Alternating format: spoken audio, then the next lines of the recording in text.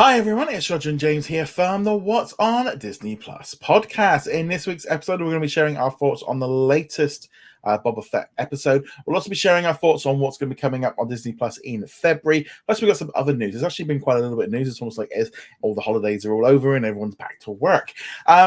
So this week, before we go into any of the news and all the bits and pieces, we'll do a quick bit of housekeeping. If you haven't already done so, make sure you do subscribe, either on the audio platforms like Spotify, Apple, etc., or here on YouTube. You can also take part in our weekly Q&A, which takes place every Sunday night. And also, we have the What's on Disney Plus news going up daily on the YouTube channel. Big thank you to supporters on Patreon and YouTube channel members. They help support the channel. It really makes a massive difference in paying the costs, etc. So big thank you and hello to Sarah, Andrew, Elliot, Jacob, Caleb, Red Marsman, Aero, Andrew, Cody, Darren, and Lauren. We also over here we have Jay Blue, Dana, Ricky Wright. We also have Dave, Adam, Mahad. We have Ben, Raphael, My VCS Still Works, Bina, Joshua, Dawn, Martin, Jeremy, and Sarah. So again, thank you for all of your support. On that note, let's jump into it. So, James, we've got the February lists to come up. We're going to be talking about the US one, and there's going to be some things in there that we'll be talking about as we go through them. So, as per usual, we'll start with the US list primarily. It's not going to take us very long, so that's where we will do a little bit probably longer on the US, on the UK and the Canada list. It usually depends on when they drop. But the US list dropped this week. And okay. So this is let's just dive into it because this is I would recommend against diving into it because you will probably hit your head on the bottom of the pool. Yes. And we're going to talk about that after we've kind of gone through the list first. So we'll be getting 2 episodes of the Book of Boba Fett. So we know we're going to be getting that. We're going to be getting new episodes of the Chicken Squad and a new Air Force One documentary on the 2nd of February. Then on Friday, the 4th of February, getting a few movies, including Never Been Kissed, Snow Dogs, and also a new National Geographic documentary, Fawn.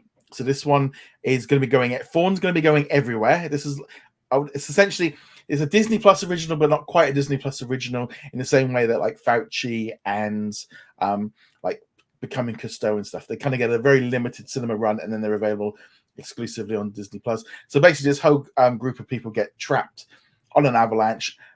I'm going to give this one a go. This is definitely something that I'm looking forward to watching. What about you? It looks pretty heavy in terms of the content because they are people who are lost, and I'm pretty sure there's quite a bit of loss involved in this one, but it still should be an interesting one, and I think it's a story that a lot of people don't know. And to me, that's just the thing of National Geographic giving Disney Plus a little bit more like serious content. So that's always a good thing. We're also getting 6 new episodes of Alice's Wonderland Bakery. So 6 episodes. This will be dropping as well in the UK. A brand new animated series with Alice cooking. I find this one very odd because like all the food in Alice in Wonderland is stuff you probably shouldn't be eating. I suppose you always want to get that Cheshire Cat cake when you go to Fantasyland from Cheshire Cat's place. I guess just avoid the mushrooms. Yes. We're also getting Assembled, the making of Hawkeye. Now that was actually supposed to come out this week, but they've pushed it back. Okay, I actually wasn't sure if the one on here was the new date or if immediately after they were like, no, sorry, it's coming out later. Yeah, I don't know. My guess is that January was pretty light anyway, and then we're getting the Eternals one the following week this is terrible. Literally Wednesday the 16th, we're getting an episode of Assembled, and that's pretty much the theme right through this whole week or month really. On Friday the 18th of February, we're getting a new Mickey Mouse short, which is the winter short. Again, that's the only thing you're getting. Which the new short looks good. This will be global because it's a Disney Plus original, but they're going to be doing 4 seasonal ones this year rather than like 10 episodes, and they're a little bit longer, I think. So we'll be getting one for like winter, spring, summer, fall, kind of, etc. Wednesday the 23rd, a really good release. This is a really good one. I definitely would recommend. It's Free Guy. It's coming to Disney Plus and HBO Max. Great to see this one on there. It dropped internationally for us back. This is the thing. It came out in September for us, so it's kind of like, okay, that was been out for a while, but nevertheless, that's a good release. That is a highlight. We're getting the first episode of The Proud Family, Louder and Prouder. So that'll be the first episode. That'll be running for 10 weeks with new episodes dropping every week after that week. And then on Friday the 25th in the US and in Canada, you're getting the Marvel Superheroes Frostbite. Now, you don't know how many edits that took me to make that video. I really need to put my teeth in. And that, unless there's some extra stuff, is it for the US. I mean, as a US subscriber, what did you think of this? It's pretty light. I mean, there's good content in there. The Boba Fett's, obviously we'll talk about the episode from this week, but it's kind of looking up from it at the moment. The actual content itself is pretty good. That National Geographic's looking forward to it. Assembled would normally not be the highlight of the week, but it is decent enough content that I'm like, okay, cool. I'll probably watch Free Guy again. But then, like, all right, what else do we have? Nothing. Yeah, it's very, very lean. And I mean, January's was pretty lean, and this one dropped in, and it's like, I mean, there's nothing like remotely Valentine's Day related. There's nothing with, I guess Never Been Kissed might be. Yeah, but I mean, that's been the closest you get to Valentine's Day. Yeah, it's been kind of like bouncing on and off. You've also got like Black History Month as well. No kind of content for that. But just as a whole, I mean, we've got. It was one of those things that list came in and went like, oh, this is not a good list. This is one of the weakest ones we've had, and there's no point in sugarcoating it, and there's no point in fluffing up. Yes, there's some good content there. Fawn, Free Guy, Boba Fett, Assembled, good stuff. But it's literally like one thing a day is getting a little bit light.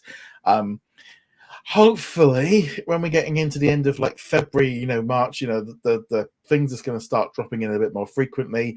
We're going to have some Investors Day stuff coming on, trying to boost up. I mean, it's just very lacking, and it really it's like you're saying, like appealing to adults. There's not a lot there even to appeal to kids to get you logged in. No, not really. I mean, when you get down to it, the biggest thing of the month, not counting the ending of Boba Fett, is the launch of the new Prouder family, which does look entertaining. Looking forward to that, but it's not. Yeah, there's a gap in perceived. I don't know.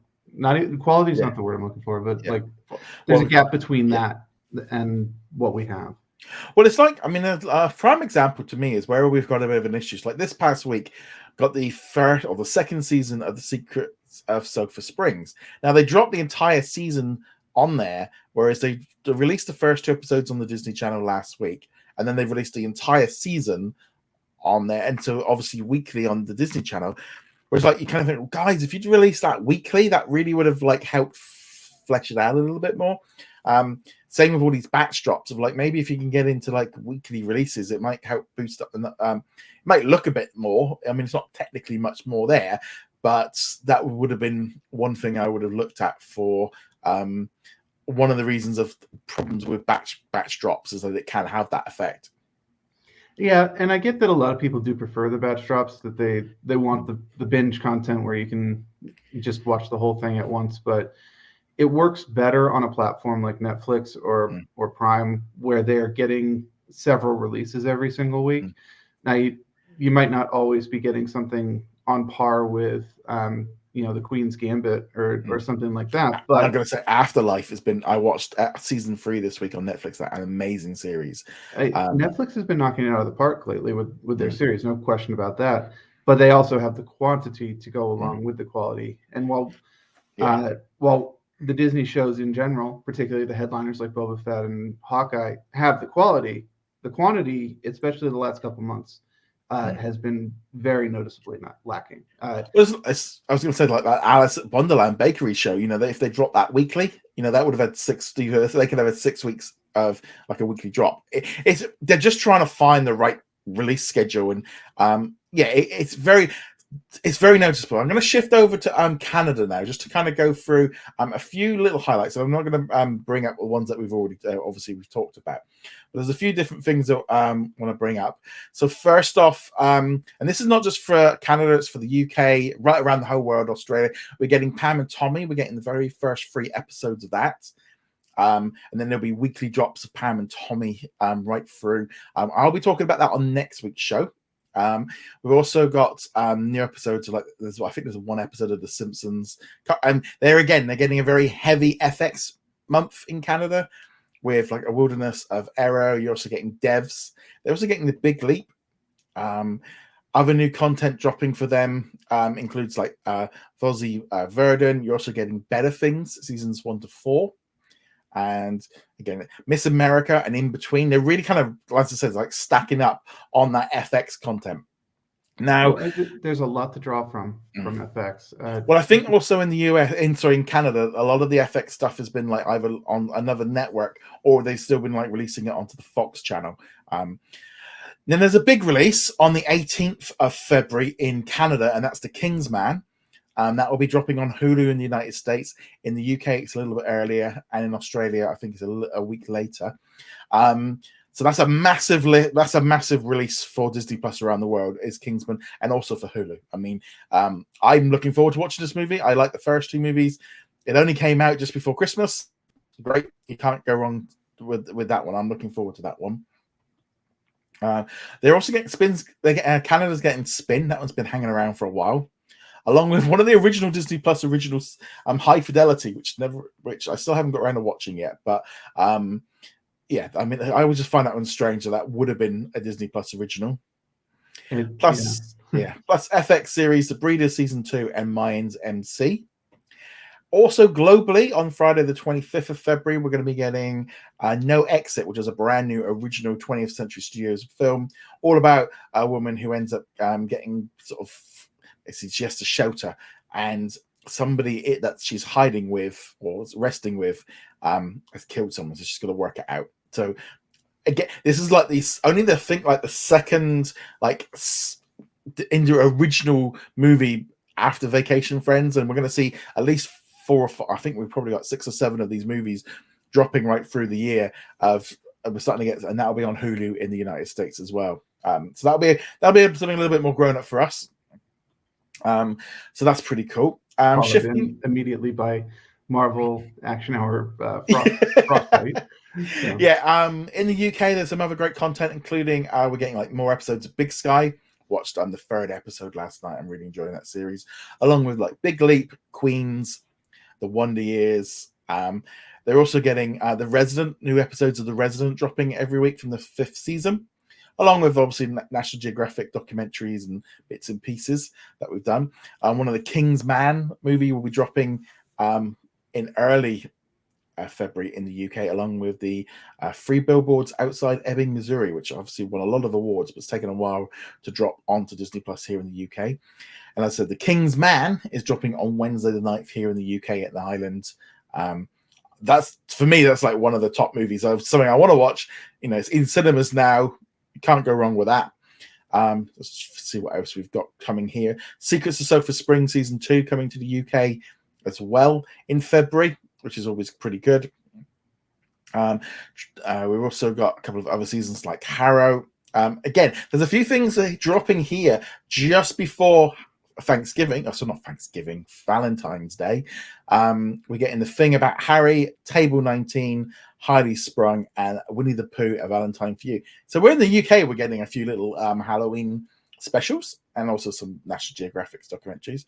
As well as that, we're also getting The French Dispatch. That's going to be dropping as well in the UK on, what's the date of that one? On Wednesday, the 16th of February. So here's the thing. With this one, you actually have to scroll up to remember what date you're on. Yeah. The American release had... You could actually have two dates on the same screen because there was so little to cause scrolling. Yeah. Blackpink the movie, that's one that was really popular when that one got revealed. So that K-pop band, right? Yeah, K-pop. Also, we're getting even like some of the Amazon stuff's coming back to Disney after they've kind of got it, like the One Mississippi and Rel is a series as well that's coming in. A major movie like The Predator and Predator 2 will be dropping onto Disney Plus in the UK. And the big one really as well, for Monday the 21st of February, every Monday for 8 weeks after that, we'll be getting new episodes from the 11th season of The Walking Dead. Can't wait for this to come back. Really looking forward to seeing how this series goes. So as I said, we're getting some different stuff in the UK. You know, we get Pam and Tommy, we're getting The Walking Dead, Yeah, lots of different content. Touch season 1 and 2 for the people. Season 1 and 2 is dropping again, which is just loads of great content. This is us. There's only going to be one episode for the UK in February. I think that's because of the Winter Olympics, kind of stopping like the run of everything. And again, we're getting some more movies like Snatched and The Imposters, and The Boy Who Would Be, or The King Who Would Be, The Kid Who Would Be King. Just a massive amount of content dropping in on Disney Plus, and I think it really does kind of showcase what Disney can do. You know, when it gets completely unleashed and can do everything, you know, all that extra content really makes a big difference to me in terms of, you know, and I'm going to bring this out. I just showed this to James just before, and we went like, this is an advert that's currently running here in the UK, and that one of someone sent me here, where it's literally got a poster on one side. It says the Book of Boba Fett now streaming with the tag stories you'd expect, plus then a picture of The Walking Dead with stories that you wouldn't. So it's a very kind of interesting campaign going on here now in the UK, where they're, you know, notice no more mention there of Star. It's all like, you know, they have got a little 18 certificate here on The Walking Dead to kind of indicate it. But, you know, they are changing how they're doing stuff over here. You know, this is all becoming part of this strategy of just offering so much more. That's why we've been talking about, you know, Star and stuff over this last year. But it's, as we're going into year 2 of Star, the campaigning and everything is changing a lot. It's a completely different market for them than it is in the States. And I don't know, we will continue to see what happens. They are kind of hamstrung with the whole Hulu thing. Yeah. I don't know. Yeah. It is worth pointing out when you're going over the February list there, you were highlighting a lot of back catalog items that came out are coming out in the UK, but that was also because you were kind of skipping over a lot of the weekly releases. So for people who weren't visiting the page, you might go, oh yeah, there's a lot of content, but this is stuff that came out on FX years ago. These are movies from years and years ago.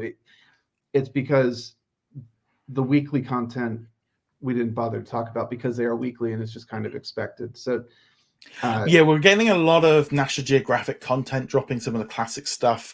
For some reason here in the UK, we're not getting all the National Geographic content like as recent as America is. So there's a bit of a delay with that one. But also there was a few more streaming contracts like here in the UK, like Canada, like when Star launched last year, like Australia and Canada launched with like twice as much stuff as the UK did. So they had like a just straight away a head start. So the UK's been releasing more weekly, but it's been catching up, and I think it's overtaken Canada and Australia. But they had a much more to catch up on with. And Canada's really been like backfilling on the FX stuff, which wasn't on there, and they've been having issues with the 20th century content. They've been not getting the new stuff. Like they announced all the Kingsman stuff, but they didn't announce when it was coming to Canada. So it's like, you know, they actually started doing this a little bit more, where they're putting out these announcements about, I think they did it for How I Met Your Father. Sorry, How I Met Your Father, which is coming in March for us all on Disney Plus internationally, and No Exit, and also Kingsman, where they're now actually putting these announcements like, this is coming to Hulu in the US, Star Plus in Latin America, and Disney Plus. So, you know, they're even starting to put these announcements out of kind of realizing that we need a global release schedule for this stuff. And, you know, they're in, which is great. It's exactly what we need. We need the same day everywhere. It's just very confusing with these 3 or 4 different streaming services, but generally on a whole, you know, thing is, it's definitely all ramping up much more, and we're going to get into that whole thing in a minute. But so, what kind of stood out really from your point? Because obviously, you're getting a few things dropping onto Hulu that you're going to watch as well. But what are you looking forward to in February? Well, I'm looking forward to the Kingsman. I might as well just jump straight into Hulu stuff because there's nothing else. Did not see it in theater, so I'll be going into this blind. But I've never found the Kingsman stories to be particularly interesting. The action in them has been great. They put a lot of effort into their cinematography, choreography. Yeah. And that's what I'm looking forward to this. It should be a lot of fun. Plus, they've got some good actors and actresses involved with it. So very much looking forward to that. And then this other movie that you mentioned before, No Exit, looks like that's going to be intense. Definitely not a fun movie from the description, but if you like mystery thrillers, whodunit kind of things with a dark edge, this looks like this is going to be up there. Yeah, I definitely feel. I mean, this is this thing we're going to start seeing a lot more now with 20th Centuries, really, and Searchlight. They're all going to be feeding Disney Plus and Star Plus and Hulu with content, which is great. I mean, it's just a really great thing that we're going to be pushing onwards, and getting original movies from them. It's just it's just more content. So it's a little bit of a weird one, really, with February. I feel like there's a lot of stuff I'm looking forward to. Kingsman, you got the Pam and Tommy, you've got the Book of Boba Fett. I'm interested to see what the Proud Families, the new series of that is like, and Fawn as well. But at the same time, it's like, I can't help but feel like we've got all this great stuff over here, but this US product is really just it's like you're doing a bit. It's just not good seeing so little being dropped onto the US, and I'm hoping they're gonna sort this out, because it almost feels like it was an emergency button pressed like a few months ago of like, right, guys, we need to stop and sort it out, because literally we've got the quarterly results coming up. The stock prices tanked this week. I think the stocks of all the streaming companies and all the media companies plummeted when Netflix put out, look, we've got 8 million more subscribers, and the Wall Street was like, was that all? And I'm like, well, that's a really good month or a really good quarter. Like, or maybe you can't go up as high as we thought. And then they all started panic selling all the media. And it's like, well, it's long term, and also it's a bit like, well, we have kind of come out of the pandemic where people have been going back to work, going back to school, coming out of, and people have been unsubscribing to stuff, there is other issues going on. I mean, there's that whole kind of thing, with lockdowns coming to ends and stuff, people are living differently. But yes, there's been a bit of an issue going on with the whole stock thing right now. Yeah, it is always worth remembering, though, when we talk about stock prices, that Wall Street and reality don't necessarily exist in the same place. Because you're talking about Netflix, and you mentioned this, but they were still profitable, they were still increasing, they're still producing a lot of content. They've got a lot of awards that they're nominated for. Disney Plus also has a lot of awards they're nominated for, but Wall Street has these expectations. Well, you grew this much that quarter, we expect you to grow more this quarter. It's like, that's not how reality works.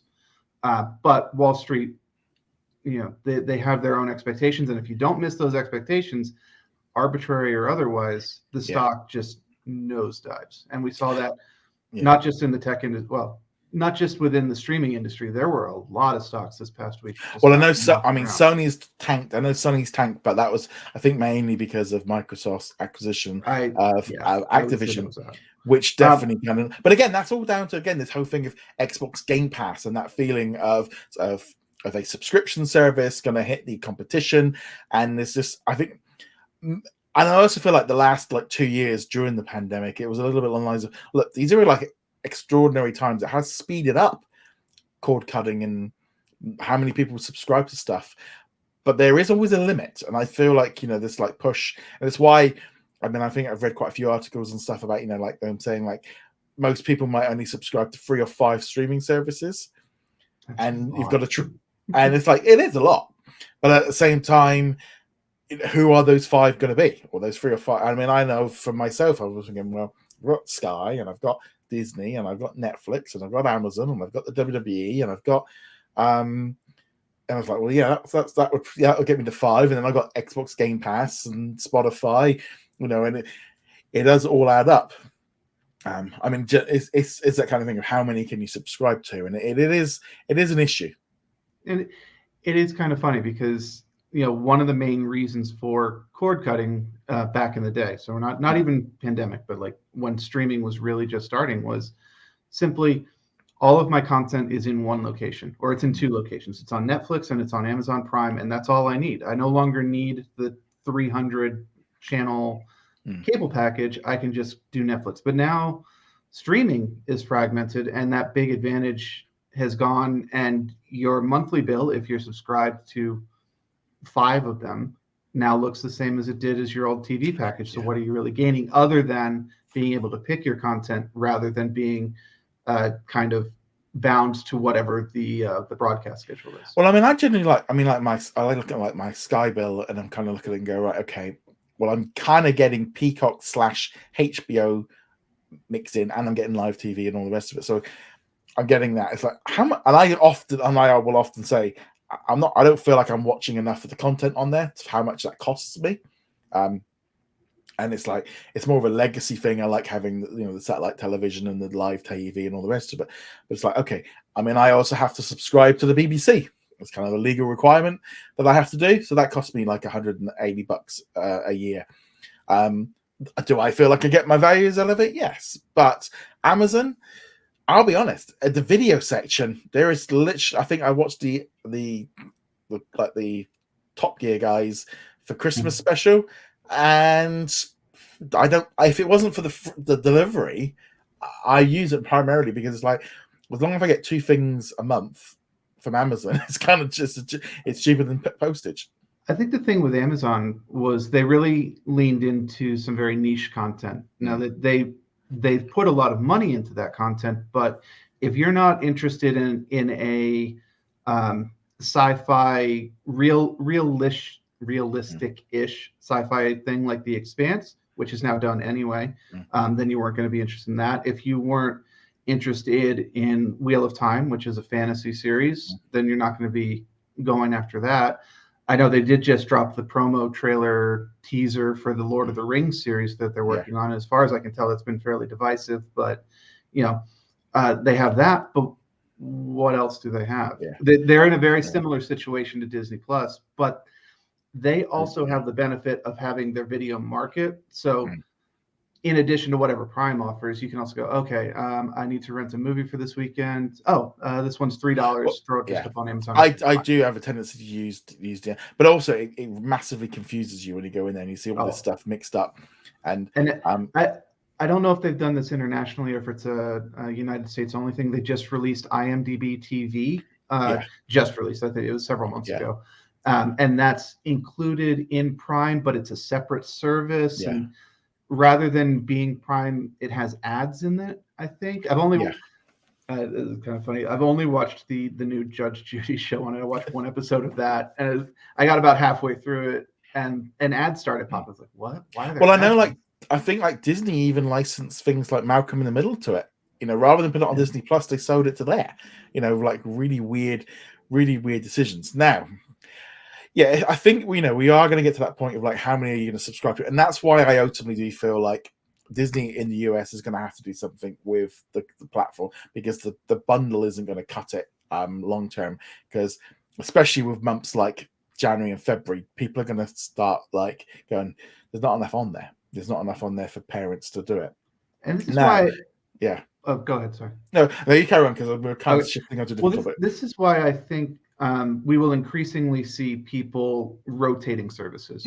I've mentioned this in the past, and I'm hardly the first person to mention this at all, but you will see people go, I'll keep one service permanently, and that'll probably be Netflix, let's be honest.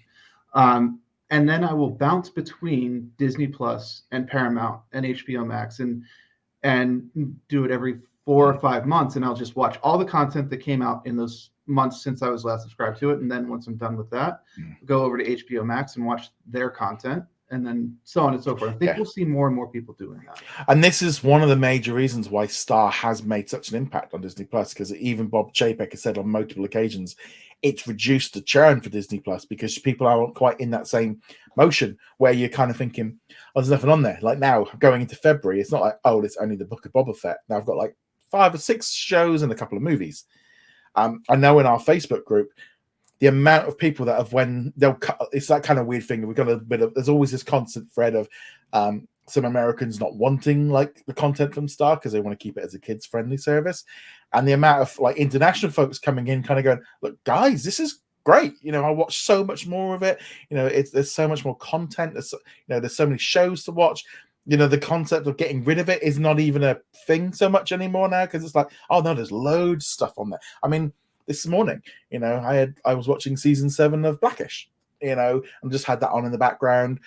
and we'll move on to something else. And we watch Big Sky, and we've been watching other. I watch Disney Plus daily, and it's not just because of obviously doing the podcast and all the rest of it. But there's stuff on there. There's something original on there every single week to keep you engaged. I can't say the same for Netflix, and Amazon would be. I think if it wasn't for the shipping, I don't think I'd subscribe other than maybe for the Lord of the Rings. But I'd be going into that going, it's not going to be as good as the movie. It's not going to be as good as the movie, and that'll always be hanging over it. Not to go too far into it, I'm glad that they used practical effects in the trailer. That was a nice touch. That's a good sign, because the original Lord of the Rings trilogy had a lot of practical effects. It looks great. The Hobbit had a lot of special effects, and it looks awful. So good on that. But at the same time, I'm definitely in that camp of people who's like, I can't hear this voice as anything but Cate Blanchett. I don't like who this new person is. I don't even know who the new person is. They're not Cate Blanchett. So I don't like them. And then also, I can't get it out of my head. And I also, how many people are probably like me, where the Lord of the Rings movies were your way into this franchise. I'd never read the books, so like my entire knowledge is based on those movies. So therefore, that is the story. There's not anything else to base it on. So yeah, nevertheless, that's gonna be a bit like, I think it'd be like when Harry Potter gets redone. It's just not gonna be. It's not gonna get. And I say, well, it will be done at some point. We all know it will be at some point. And we will cry when it happens too, because it's like, no, the originals are so good. Leave it alone. But it's Hollywood. We know it's going to happen at some point. Right. We've also got as I said, we got some big stuff going on right now in Disney in terms of corporate synergy and the things going on. There's Bob Iger's gone now. Chapek's in charge. Things are changing. So this past week they announced that some more reshuffling of its international division, which now means that we've got Rebecca Campbell is now the chairman of international content and operations. So she is going to be, this is a whole new division, a group that's going to be creating content. And so we've got the studios, which is obviously like Lucasfilm, Walt Disney Studios, things. They then got the general entertainment content, so your Disney branded television, your FX, etc., and the sports content. But now there's an international group, and she's going to be overseeing it all, creating stuff for all the streaming services, primarily kind of star content, I think will be the general consensus. There's going to be the fact that they've gone out and made an entire group just to sort out all of the international side of the business. It feels a bit like they've got, right, we've got all these people over here in America. We all need this, right? We're going to make an entire group just for the rest of the world, except for the US. And that's kind of like, because we're like, we need to make more content. We've got all of India making content. We've got Asia making content, Latin America. We need to sort all of this out and get it all sorted. So that's a massive restructuring. Yeah, and I mean, this is only what we see. Whenever there's a restructuring, there's always little bits and pieces, teams changing, ownership, getting broken up and merged into other teams and things like that. So this is just the parts we know about, and it's already huge scale. I mean, this is what Rebecca Campbell said. She said, great content is what drives the success of our streaming services. And I'm thrilled to have the opportunity to work even more closely with our talented creators in our international markets who are producing new stories with local relevance to delight our audiences around the globe. Again, this is the Netflix. This is what Netflix have been doing. And now they've literally just gone and said, we're making an entire section, and she's going to be overseeing the company's teams in Asia Pacific, Europe, the Middle East, Africa, India, and Latin America. And she'll be then managing like the traditional linear channels, along with regional streaming, local ad sales, local distribution. I mean, it's a big coup for her.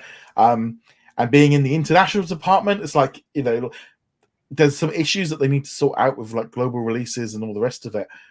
But streamlining it is going to make is making everything better. We're seeing it with how Disney Plus is improving internationally, and they've still got a lot of markets to grow in. I think they want to have Disney Plus in like 160 countries in the next 2 years. And I think it's at about 65 or 70 at the minute. So it's still got like a good probably 100 countries to launch in. They're going all in. They're creating over 340 titles currently in development and production internationally, which I didn't think, well, if 160 countries, there's only 2 each. Not a lot. It's like, I might have to rev it up a little bit. I think the interesting part for for me is that she's going to be doing both the streaming and the linear content. I don't think this is the first time that this has been the setup that Disney has used, but it's something that they haven't emphasized very much. Yeah, it's kind of funny. They've been really, I've noticed it a lot in the press releases. Like, for example, this week they announced that they're making a Big City Greens movie. And in the press release, it's coming to the Disney Channel and Disney Plus. That was literally the headline, and it's going to be returning for a 4th season of the show. So, but they're literally now, like, even the Disney branded television, they've been reorganizing, and now even in there, they're now going, look, it's all being fed through. There is no, this whole idea of them and us seems to be disappearing. And I mean, internationally, there's not a lot of channels left anyway. They're closing them down like something chronic. Especially last year, it seemed like there was a news article every single week about either channels getting shut down or stores getting shut down. Well, there's a load closing down in Latin America at the end of next week. There's going to be at least probably about a dozen channels closing. But yeah, so that's going to be a big thing. They've also announced that Michael Paul is now been promoted to he's the president of Disney Streaming, so he's now in charge of Disney Plus, Hulu, ESPN Plus, and Star Plus, and will oversee these platforms globally for the Disney media and entertainment distribution, and he'll be reporting upwards. Joe Early, who was the executive vice president of marketing operations for Disney Plus, has now been named the president of Hulu. So they've put somebody over there, and there will also be a new leadership team with a new head of Disney Plus, but they've not announced who that is yet. And Russell Wolf will be continuing. So they've now shifted. There's a new leader of Disney Plus, but we don't know what that is yet. Depends what their plans are, what they're doing. But there's a lot of restructuring still going on within and just streamlining, which is what we need. We need more. That was I think one of the big problems of Disney was of so many different departments fighting. You start making these departments all in one, and less of this internal battles. But that I feel like that was going to be a major shift for Disney moving forward. Yeah, and it does take more than a simple restructure to break down those old team rivalries and things like that, or linear versus streaming, things like that, because a lot of it is ingrained into the culture, and simply putting them all under one roof is the first step. But I expect even possibly into 2023, even though we're just starting 2022, we will still see bits and pieces of that internal conflict. Now, obviously, we're not going to see most of it. It will, it'll stay private, and we won't hear most about it. But there will be friction there still, and hopefully, it's a long-term plan where they will get the teams to kind of play together. And also just feel like we're going to see a big shift globally with Disney now churning out content everywhere. We're already seeing in the last few months, we're seeing it with all the Asia content, like Rookie Cops coming. That's going to be one of the next big series dropping in from Korea. I think Squid Game really and Squid Game, also Lupin and Money Heist. Netflix have really shown you can take if it's a great show, people will watch it and are much more likely to, international series were never a thing. They never really caught on in the same way. But it's like, well, hold on a minute. We can make it for one area, and it just releases. And if it catches on, it catches on. You're rolling a dice. Yeah, you might have 20 other Korean series that don't pick up. Well, as long as it does well in Korea, that's the main thing that counts. And if it goes global, and we're just seeing more of this content just dropping in. And I think, if they can sort out what they're doing in India as well with Hotstar and getting that content, and they're dropping it onto Hulu in the US, but I think we'll start seeing more of that dropping onto Disney Plus internationally at some point in the future. A lot of this is all part of that streamlining of just getting that content out on Disney Plus. I think we are ultimately it's just more choice, and Netflix has really, I think, opened up the idea that we're all willing to watch stuff if it's good. If it's not very good, we just won't bother. But that won't impact on the local market, and also the local market needs content as well. As much as the Disney princesses and Marvel and Star Wars are powerhouses, doesn't have the same impact in countries where they're not. It's not a native language, and these movies have a different impact. I know myself of being in Shanghai Disney, and the Star Wars section was all closed off because Star Wars didn't connect there, because They didn't have that connection with the classic movies, and the whole theme park has been built differently because they're not attached to Peter Pan and Alice in Wonderland in the same way that we were. And in France, they've had to make differences because every market is different, and there is stuff that brings us together, but there's also little differences, and they've got to get it right.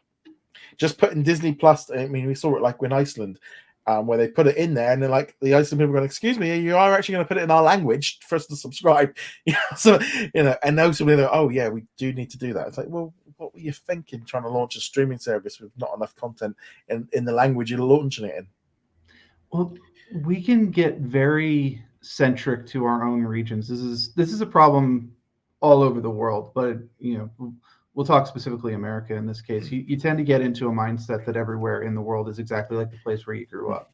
So Americans, we tend to be like, yeah, everywhere loves Star Wars, everywhere loves, and it's like, no, they have different traditions, but this is exactly why I love having the regional content from those regions coming to us, and why I've been bringing that point up so often, even before like Squid Games blew up, is that different perspective, that different way of storytelling that every region has really changes the way you watch stuff. And even if the story itself is something that you're very familiar with, because no matter what region you're in, there's story archetypes and they all kind of follow it, but they tell it in different ways, and they tell it with different traditions behind them.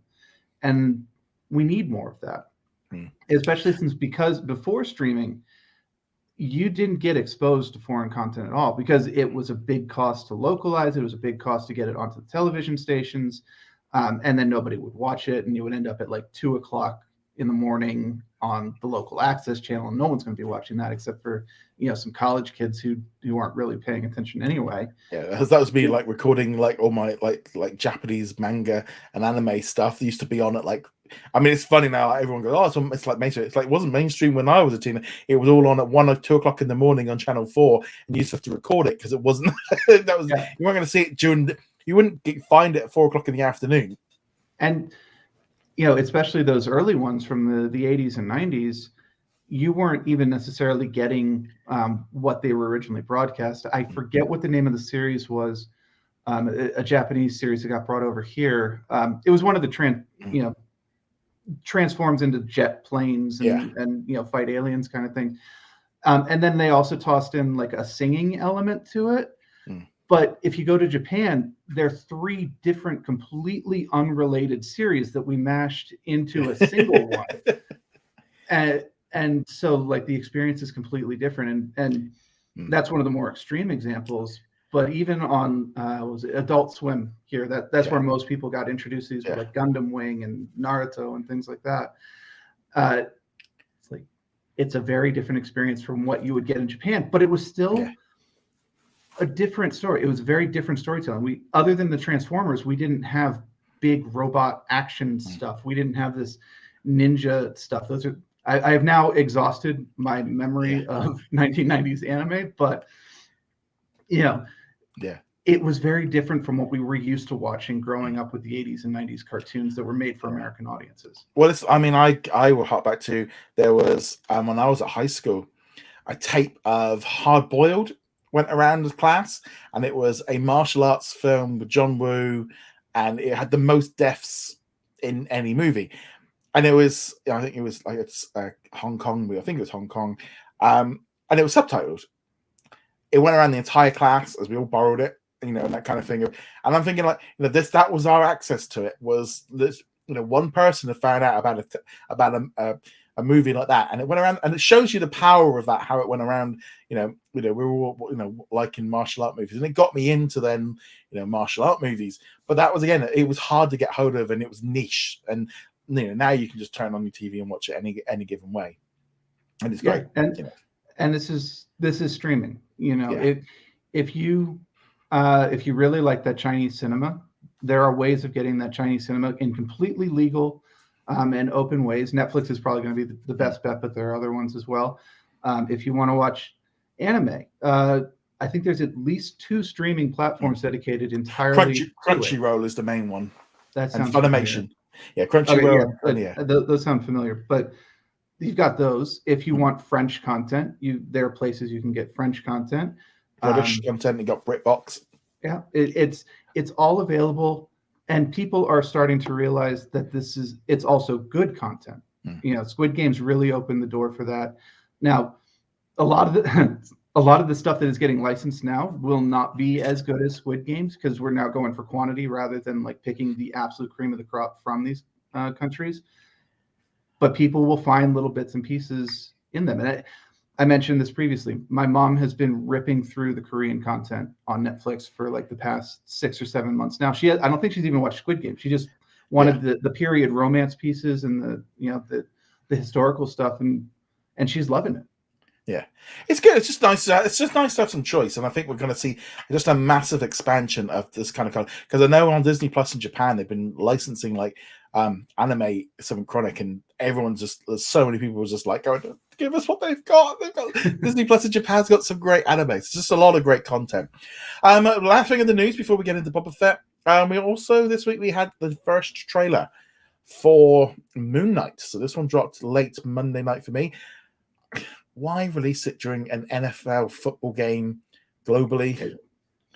I know what it gets a good core audience in the US, but while the rest of the world is asleep. I know Australians were like, it was great for us. It was the middle of the day. Yeah, it is the tricky part of being an international company, because a trailer is not something you can do a rolling release on, right? You can kind of get away with it with content, where you can get Boba Fett launches in Europe at this time, it launches in America at that time, it launches in Australia at that time. Yeah. But a trailer is a trailer. It's going to come, and there will always be one part of the world where it's like, it's dropping at 2:00 in the morning. I'm not getting up for that. I think as well, it wasn't so much as that. I mean, I feel like whenever they do, I mean, it boosts up the NFL or the ESPN games or whatever. But it is that kind of thing where you have just like wiped out like Asia and Europe at that point, which is, it seems a little bit like, yeah. I mean, it's also just that thing as well of how much international staff are, like you generally, like, for example, like I know like when trailers drop, they tend to drop at like 2 to 3 o'clock in the afternoon, my time, which is like 9 o'clock in the morning. It obviously gets a nice boost with the NFL game, but it's a bit of an odd one. But the trailer itself is definitely a good one. Just one last thought. The NFL, the reason they do it with the NFL is that it hits audiences that normally wouldn't see it. Yeah. And that's why traditionally the Super Bowl has been such a big deal, why NFL games, NBA games, Major League Baseball games, the important ones, the really big ones, end up getting this extra press, because you and I were like, all right, Moon Knight trailer is dropping at this time. I got to make sure that I watch it. People will be watching the football game, and they will be watching it for the football game. Yeah. And it's like, oh my goodness. What is I totally get showing the trailer during the football game. It's just, and during the halftime or this, it's just like I said, I'm just like holding it on to like 9 o'clock at night. And it is an issue generally. I mean, I know a lot of Americans moan about like the Book of Boba Fett and stuff like dropping at 3 o'clock in the morning. But that shows you why they do it, was because if they do a drop at 8 o'clock, 6 o'clock in the evening, US time, the servers can't cope with the demand. So it spreads everybody out in the US a little bit. Netflix figured that one out years ago. So yeah, well, they do it. It's all the big streamers do it, because it's like they can't have, they do it because Sorry, what I'm saying is Netflix figured out how to drop the content at any time they want without a hit on the servers. Yeah. Granted, they spend a lot of money to do that, but Disney could, if they wanted to. You can track trends, you can track how many people you expect, and you can spin up servers in advance to compensate for it. This is actually one of the things that separates Netflix out from the competition, is their ability to do that. Anyway, that is a complete tangent. The only other thing as well is I do think, like, with the time that they drop it, not only does it not do very good for LA time or America, but in Europe is a little bit tricky, because it drops like 8, 9 o'clock in the morning. So you don't get the school drop, and a lot of people have gone to work. So kind of, in some ways, even in Europe time, it doesn't get the full blast either. It's almost like they've picked a time when they're like the servers are at they've probably been monitored. It's like, and the fact they've been doing it for over 2 years now, they've obviously worked out that that's like, it's working. because whereas like for me it's like 8 o'clock in the morning, it's like that's not a good time to drop content for from the point of view of a viewer for in the UK either, even though it's a good time because you get to see it straight away. But if you've got to go to work or you're commuting or you're going to school, you can't fit all that in. And yeah, like but there is that issue. But nevertheless, what did you think of that Moon Knight trailer? I thought this was a really entertaining trailer. They're leaning very hard into the psychological aspects of it, which was something that I wanted them to do. I was kind of afraid that this was going to be Batman with slight mental issues, not reading into any subtext. Like literally, that's just what the character would be. But no, they're leaning hard into the what is going on factor of this, and that especially for weekly content rather than binge content, this could generate a lot of discussions if they do it well. For me, this trailer was interesting on so many different levels. First off, brand new character, know very little about him, so therefore there's a little bit of intrigue. There's a little bit of like, what's this? This is something new. This is something fresh. That same feeling I had like with Shang-Chi and Eternals. Like, I don't know this very well, so I'm looking forward to it. It looked different. The whole aspect of this like sleeping disorder and multiple personalities. It was like, oh, this is feel different, and it's like, the MCU is so big, so to have something completely different going on, and then like the superhero powers is just like, what's going on here? And also we have got Oscar Isaac doing his Bert impression, which has alienated the entire of Britain of this, and it's like, it's like it didn't take long for me to go, yeah, I know why he's got such a bad English accent, because that's a character in his head that he's playing. All right, Governor, we're off here in London, and I'm on a train. I think it is important to note that the exceptionally bad accent is intentional. They did not get that across in the trailer. It is intentional, but oh my God, it's so bad. I got it. I totally understood it, but there's a lot of people that are going, it's really bad. Why is he talking this really weird accent? It's really bad. It's like, crikey, Governor. I just quite that bad. Yeah, I mean, it's kind of a bit more of like Bert meets Mickey Mouse, but it's just like, I love the fact of him being on the bus and falling asleep, and then there's that one thing where he wakes up and he's like driving a car in a crash, and he's got the gun, and he's like, "What the hell am I doing?" I love that whole, and then there's this whole thing of like, obviously we only saw like 5 seconds of him in the suit. I love the suit and him jumping around. I'm in. I'm so in. I'm gonna be honest. This is probably the most excited I've been for a Marvel series. I don't even know about. I think like Loki. I was looking forward to Loki, but this is one of like, it's fun. I'm really looking forward to this one. This one is just, I think out of all the 5 we've seen so far, this one is the one which I think ever since they announced it was like, that looks interesting. I want to know what happens. And I didn't even know anything about it. It was just, I didn't know anything about it, and that was for the fun thing. Now, and I come in with the completely opposite perspective, because I've been reading Moon Knight since the 90s. And I've gone back and read the stuff that came out before the 90s.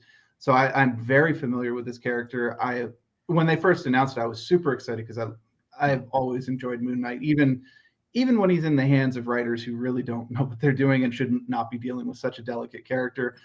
I generally have found it to be a lot of fun. So yeah, this is great. And even when we're talking about it, I'm going to have a hard time just being like, no, in the comic books, it's like this. And well, apparently, I was reading that apparently they've taken aspects from multiple. Yes. There's not like you can just sit there and say, this happened in the comic books. It's like, no, they've gone across and brought in different versions from lots of different ones. And in some ways, it makes it so fresh because you're not even going to know where it's going. Yes. And that definitely came across in the trailer. There's aspects of Warren Ellis's run, which is one of the iconic modern runs. There's elements from the original take on the character from back in the late 70s, early 80s. The costume design is a mash of several different eras of the character. And then the psychological stuff was something that was heavily emphasized in the beginning and then disappeared and then came back, and it's been in different forms. Yeah, I'm excited for exactly the reason you said. It's familiar, but the way they're putting it together is not, which is great. So that will be dropping at the end of March. So we've got a little bit of a wait after the end of the Book of Boba Fett. Only thing is, 6 weeks after that date drops on May the 4th. So my gut instinct is saying to us we probably might get that 2-episode debut for this show, because otherwise on that May the 4th, you've got May the 4th. So obviously we're expecting maybe like the Bad Batch, maybe Endor or Obi-Wan Kenobi. And also on that same day, you're getting Doctor Strange in the Multiverse of Madness dropping in cinemas. So I can't see them wanting to have a finale and a movie and Star Wars Day all on the same day, because that's a PR like nightmare. I'm imagining they're going to do a double episode drop. Either that, I'd imagine they do a double episode stop at the beginning, especially if it takes a while to get him warmed up. Well, and that's been the trend of both the Marvel and the Star Wars shows, is it normally takes 2 or 3 episodes, depending on episode length, to really get into it. And I think like Boba Fett would have benefited a lot from having the second episode drop the same week as the first, because it took a while for that show to get going. We'll talk about that in a minute. But I think we're pretty much ready to roll on that one. Yeah. Yeah. No. I just echo. I think Moon Knight will probably be a 2-episode one. The reason that Boba Fett did not get a 2-episode one is probably because it's Boba Fett. Everyone knows who Boba Fett is. He generates his own hype. Whereas Moon Knight, you really need to get people properly hooked at the beginning, even with the hype that's building up for it, because he is, for the vast majority of viewers, a brand new, who the heck is this character? Yeah. And so you need to get as much content up front for people to get into it. It's looking very interesting as well. I feel like with Boba Fett, they're trying to stretch it out a little bit. I would have personally maybe pulled Moon Knight forward a week and done the 6 weeks then, just to get us a bit quicker. But obviously in March, we're also getting the Proud Family, but we're also getting Turning Red and a few other bits and pieces. So that might be why they're a little bit less inclined to do it. But let's now shift over to the Book of Boba Fett. We've got the 4th chapter this week. This was an interesting episode. I feel like it was a little bit of you either liked it a lot or you just liked it. For me, I was in the like it camp. I don't think it was the best episode of the series. It was a bit ploddy at places. I wasn't so keen on this one. It was a little bit flat. And see, I was in the opposite direction for this one. This felt like a turning point for me for the series, where I'm finally actually kind of getting engaged with it. This is the first episode in this series where I got to the end of it, and I was like, oh, no. I want to get more. I want to see what the next step of this is. And I have not felt that with the previous 3 episodes. Now, it is by no means a perfect episode. There are definitely some big glaring problems with it, but for me at least, it did feel like we are finally getting onto a track that I am looking forward to, and I was interested for the most part with what was happening with this episode. We're definitely at the point now where we've kind of got an enemy and we know where it's heading and all the rest of it. But there's a little bit, for me, it was like, okay, so we've obviously flipped over to the Mandalorian like right after the events of the first season when he rescues her, and it really kind of sets the time zone of where we are with all this. And it was a little bit like, did we need to see him rescue her? We'd already we knew that had happened. Like, I don't know. It just, obviously he rescued her, and she's ended up getting like a new stomach, and then like getting his ship out. And it was a bit like, did we need this? He could have just, it didn't feel like a story that needed explaining at all. But the whole series feels a little bit like this at the minute. I was just like, you're really just showing us the basics, which we could have worked out with a script in this, in the scrolling bit at the beginning. Boba Fett saves Fennec and can put stomach, and that would have been it, and then we could have moved on with the rest of the story. I don't know. There's something about it. It just didn't quite capture me, this whole episode. I like the fact of him like hiring the Wookiee. I love the fact that he did actually rip the arm off, because obviously that was a throwback to seeing what Chewbacca could do if he chose to.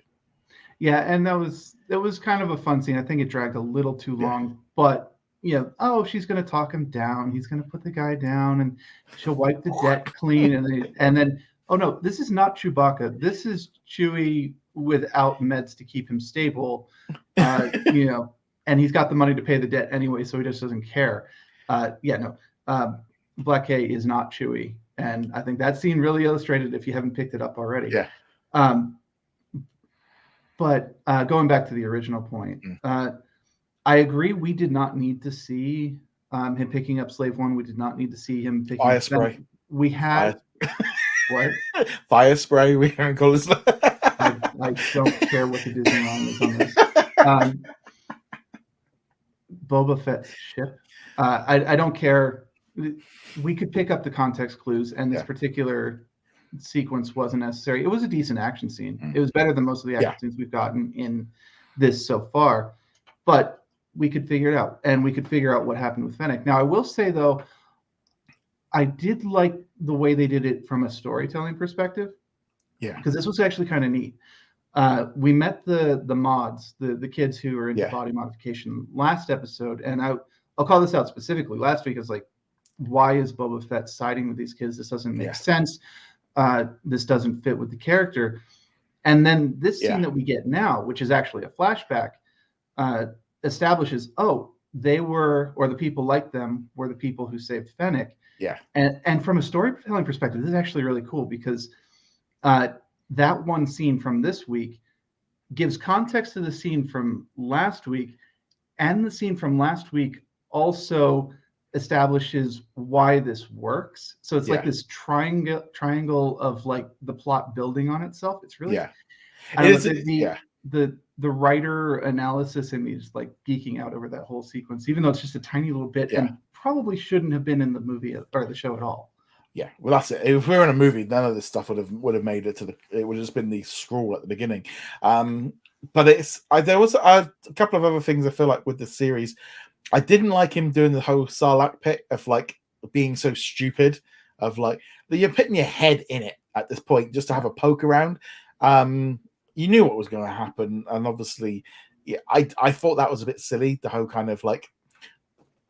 It just felt stupid. It was definitely a moment of both. We know what's going to happen here. We know exactly what's going to happen here, and the fact that you don't know what's going to happen here is ridiculous. It did give us at least the really cool scene of him Fennec dropping the sound bomb or the sonic bomb into the Sarlacc pit, which was a great visual. But it's like, this. Why are you doing this? I did like the whole aspect of having the barge all like burnt out and stuff. I did like the visual effect. But again, it's that thing of destroying an iconic character and like this myth with this whole thing of there being the Sarlacc pit. And, again, it's just there is that kind of feeling of like the more we see of Boba, the less he reminds me of Boba Fett. It's kind of it's just it's just feeling more and more like a different character. And even the actor said himself said he would have liked the character to have said less than he has done. Yeah. There was what was the line? What did Fennec say when she dropped the bomb in? Never mind. I'm drawing from something completely different. There was a scene in the comic series where they're doing the whole bounty, or they were doing the whole bounty hunter thing, and Boba Fett like leaps onto somebody's ship and says "surprise" and then shoots them. I'm like, really? That's that's from the comic. That's not this. Sorry, I was mixing up my media there. In any event, this has been the problem from the beginning of the Boba Fett series, is that he does not feel like Boba Fett. And now, if we had just gone from that gap from Return of the Jedi to where he was at the beginning of The Mandalorian, I think we could have at least accepted he's been through something that changes him from point A to point B. But even at the beginning of the series, when he first encounters the Tuskens and stuff, I'm like, oh no, he's already at point B just minutes after Return of the Jedi ends. That doesn't make sense at all. The only thing that really gets me, and it's a bit like, I don't know if they hadn't have done all this like the way they've done it with the flashbacks, if they just would have started the series with him in the Sarlacc pit, getting out, going in, being picked up by the Tuskens, then getting his ship back, or rescuing Fennec, getting his ship back, and then becoming like if you took this episode and like completely like rearranged it, would that made it better in the long run? I've just like had it as one story of him escaping and becoming all the flashbacks. It just feels like, well, why are we doing so many flashbacks when you could have just done this whole story in a different order?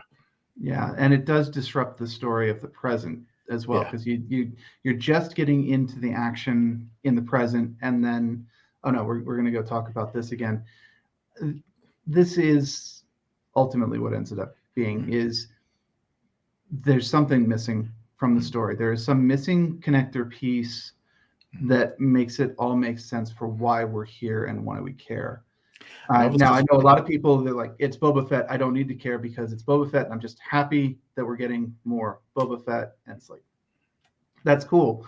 But you still need something that makes you care about this particular story. And at this point, for the most part, we don't. Now, at the end of the episode, in the present, we are starting to, at least for me, getting to the point where I'm like, okay, I want to see what happens with the gangs. I want to see this fight coming up with the bad guys. I want to see him consolidate power, or possibly not. There's nothing that says he actually has to like fully win at the end of this.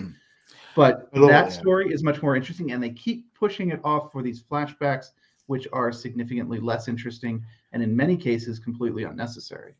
Well, the thing is now, you see, now we're at a point where they dropped a little subtle drop at least twice in this episode of indication of who's coming into this episode in this series at some point, with a little tone, a little drop of music. Like, we need someone, we need to get some help, and literally play the Mandalorian like sound, just like, well, that was a little bit less than subtle. You might as well have just go. Well, a little point hand comes and goes, he's coming. Yeah. And it also raises the point, you're talking earlier about, did we need to see him rescue Fennec? We understand that he rescued Fennec. Did we need to see him get his spaceship back? We didn't really need to see that. And we kind of get to the point where it's like, okay, now you're making the rebuilding of the character central to the series. That means at some point he's got to get the armor back in this series. Yeah. How much of that episode of The Mandalorian are they going to play? Well, they did. Well, it's that kind of weird thing, because we know how we got it back, because they'd already right. That's my point. Yeah, is the rebuilding of the character has become central to the series, and getting the armor back is a core part of rebuilding the character. Now, we already know, but the series has to cover it too, because it's such an essential part of it. And that's the question of how much of that episode are we? I suppose the only way they can do it is if they don't do another flashback. That's right. The only, if they don't do another I could see, actually, we're at a point now in the story that I don't know if they need a flashback again. They might not do another one. Well, I'm kind of expecting that they're going to track down. Was it Timothy Oliphant who played the character in The Mandalorian, who picked up Boba Fett's armor in the beginning, and then Mando gets it from him? Yeah, there will potentially be a scene of Boba Fett or Fennec finding that character and him going, "Oh yeah, I have the armor, but now it's with this dude." Yeah.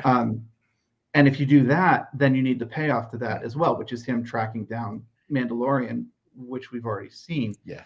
If they stop it now, if they stop it with him getting his ship back, with him getting the revenge that he wanted on the Swoop Gang, and setting off for that, then I think we're okay. I think they already maybe went a little too far into that. They probably pushed the story, but we could stop there and be like, okay, the rest of the story is in The Mandalorian. Go check it out there. But they do have this seeming obsession with filling in every single tiny piece of the backstory, not letting us, figure it out ourselves, which is why I think we're going to get that. I don't know. I have for me, I'm just wondering if we might not, because I think he's going into outer space to put the gang back together. He's going to need to put together a team. He's already got Black K, so he's going to need a few other big guns, Mando, and I don't know who else he might bring in. Maybe we get was it Bosk or somebody? I don't know. I was going to say maybe Bosk, because they've been really leaning in with the Trandoshans in this series. There's a lot of those. They've already got the costumes. That makes sense. Yeah, and they already did like IG-88, and IG-11. So I don't know. I just feel like we're at a point now where we can kind of just move in. But I am fully expecting Mandalorian in the way they were teasing it with that music. This week was, the first time when they just flashed it, when they kind of indicated that was what was going on, but the second time when they mentioned, oh well, we know where we can get some hired guns, and then play the music, was like, Yeah, that was less than subtle. I mean, that was like, so we're gonna go find a villain and suddenly dun dun dun dun dun. Yeah. You just know. But yeah, no, I enjoyed it. I'm enjoying the series, but it's not on that same level as the previous ones. I definitely don't think it's bad. I'm enjoying it. I'm up. I'll be watching it on Wednesday morning. I'm looking forward to it. And I actually feel like the stories hopefully will start like picking up a gear now. Now we've got a lot. The Tusken Raider stuff's all gone. That. But yeah, I'm just done with the flashbacks because it just seems. This is where sometimes a movie and a series, where the series is taking longer to tell the story, that you could do in a montage or just a couple of minutes and kind of gloss over and move on. And the series is like, we don't need to move along. We're trying to fill TV time here. Yeah, no, we have definitely been very happy to have series in the past where we get to have these moments that you don't get in movies. I remember very specifically talking about the end of Mandalorian season 1, where you get the scene with the 2 scout troopers trying to shoot the can. And you're like, you're not going to get this little scene in a movie because it literally adds nothing. It's just a gag moment. But it was such a fun gag moment. I'm glad they included it. But now we're seeing the flip side of that, where like we have runtime to fill. Let's just use it for these things that honestly it's better off without. I know there are people who are just like, no, it's great to have it explicitly stated out, but I'm definitely in the camp of no, the mystique of the character was the major draw. Don't fill everything else in. I did want to talk about one other scene really fast here. So they get into the palace and they're in the kitchen or whatever that is. The beginning part of it was entertaining enough with him taking out the 2 droids and the kind of General Grievous moment was like, that's kind of silly, and she just takes him out. But when the 3rd droid shows up, the rat catcher, I was like, am I watching a Muppet show? That entire sequence felt like Gonzo or Rizzo was running away from Boba Fett, and I was just like, what? It did. You're totally right. Now I've just got Rizzo like just running around. It's called Ratcatcher. It's Rizzo. Yeah, and he's still hired by him. He still kept him around, but yeah. Why? Yeah. So overall, solid episode. I enjoyed it. I'm definitely looking forward to where it goes, but like I said, just wasn't top level for me. And it's still not anywhere near the level for me of pretty much any of the Marvel or Star Wars content that we've gotten thus far. But as I said at the beginning of this did feel like a turning point, and I am actually interested in seeing where they're going with stuff now. And I can see where the storylines that they're setting up here will have interesting payoffs, not just the potential for Mandalorian to show up, but other things as well. Just especially if they lean more into the modern events rather than past events. Well, they did always kind of call this like Mandalorian season 2.5, and I'm wondering if they bring him in for like an episode, for a couple episodes at the end, that might help with that whole aspect to it, of it making it feeling a little bit more of a connection with like the Mandalorian, because they could do that. They could have him in there for 2 episodes helping out Boba Fett and that. Well, the other thing is it doesn't necessarily have to be Mando. It could be these other members of the clan, back from season 1. Could be the armor smith. Could be some of the others from there too. But then he's not a Mandalorian in that same way, is he? No, he's not. And of course, as we know, that's more of a splinter sect versus Bo-Katan and such like that.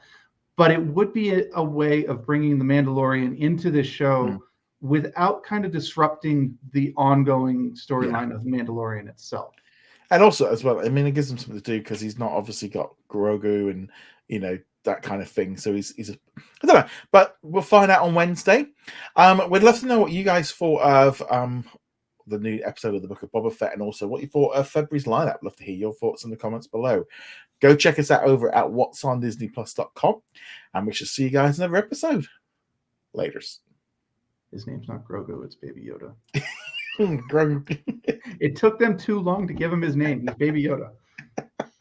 I'd like to thank all of our Patreon and YouTube channel members for their support. You can become a member from as little as $2 a month and you get access to our weekly Q&A and much more.